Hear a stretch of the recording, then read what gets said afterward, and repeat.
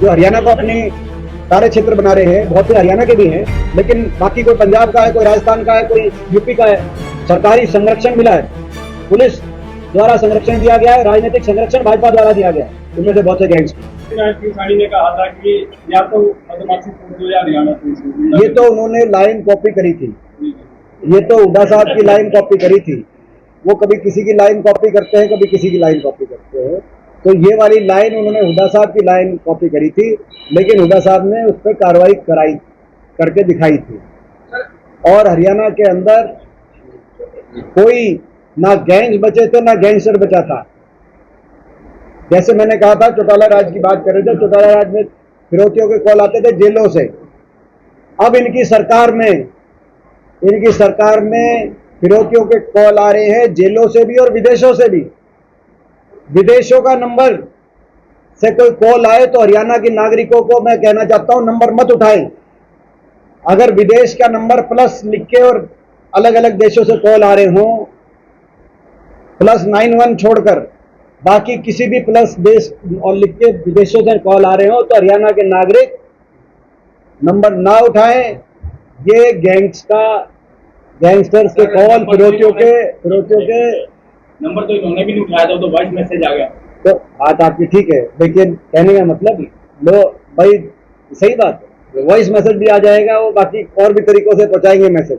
लेकिन ये हालात बन गए। मेरा कहने का तात्पर्य था कि हालात ये बन गए हैं कि विदेशों से जब कॉल आता है तो हरियाणा कोई प्रतिष्ठित नागरिक, कोई भी प्रतिष्ठित नागरिक, आपके जो मीडिया के जो चला रहे हैं ना, आप अपने मालिकों से भी पूछना, विदेशों से कॉल आता है तो उठाते नहीं है, डर जाते हैं।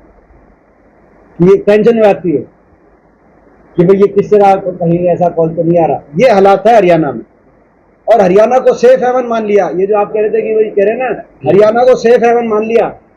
ये जो ज्यादातर गैंगस्टर्स हैं जो हरियाणा को अपनी कार्य क्षेत्र बना रहे हैं, बहुत से हरियाणा के भी हैं, लेकिन बाकी कोई पंजाब का है, कोई राजस्थान का है, कोई यूपी का है, वो बाकी जगह से अपने आप को हरियाणा में सुरक्षित महसूस करते हैं।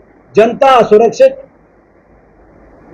और गैंग सुरक्षित, हरियाणा पुलिस। और ये भी हमारा आरोप है कि कहीं ना कहीं पिछले कुछ वर्षों में हालात इसलिए इतने खराब हुए हैं कि इस गैंग्स में बहुत से गैंग्स को संरक्षण दिया गया है,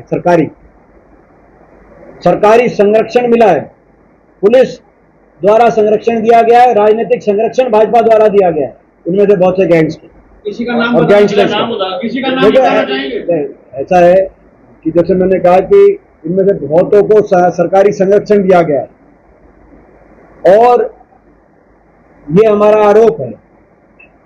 ये इतने हालात खराब नहीं होते, और ये अंदर से सबको पता भी है।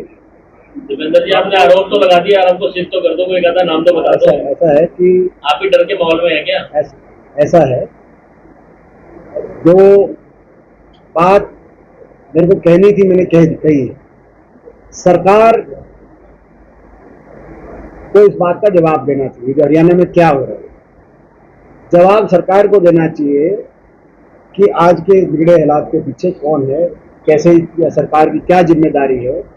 और ये सरकारी संरक्षण का जो मेरा आरोप है, पुलिस द्वारा संरक्षण का मेरा आरोप है, बड़ा भारी पुलिस का संरक्षण है, मिला है, इसमें कोई दो राय नहीं है।